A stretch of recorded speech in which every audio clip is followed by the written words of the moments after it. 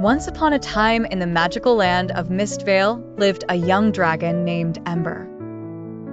Ember had shiny emerald scales, glittering eyes, and a cheerful laugh that echoed through the mountains.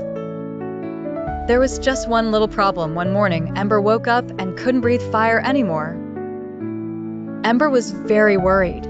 He tried sneezing. He tried roaring. He even ate a chunk of spicy volcano pepper. But no matter what he did, not a single spark came out.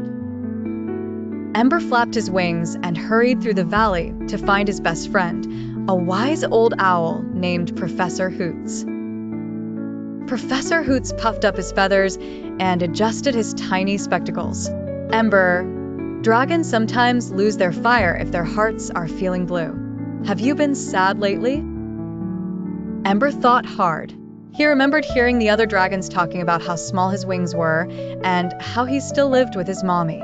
Maybe that was it. The professor smiled gently. Everyone feels down sometimes, Ember. But your fire will return when you believe in yourself again. Why don't you do something brave today? With hope glimmering, Ember set off toward the tall cliffs where he heard a flock of lost sheep were stuck. The cliffs were very high, and the wind howled like a pack of wolves. Ember trembled, but then he remembered Professor Hoots' words. With a deep breath, Ember flapped his tiny wings as hard as he could. He reached the cliffs and looked down. Far below, the sheep were shivering. "Don't worry," Ember called. "I'm here to help." He mustered all his courage, swooping and gliding in swirling loops. One by one, Ember scooped up the sheep, landing them safely back in the meadow. The last lamb hugged his claw and bleated, "Thank you, Ember. You're my hero." Suddenly, Ember felt something warm bubbling inside his chest.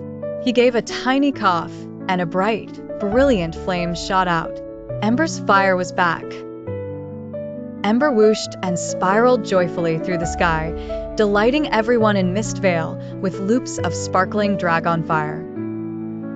From that day forward, whenever Ember doubted himself, he remembered the day he was brave, and he never lost his fire again.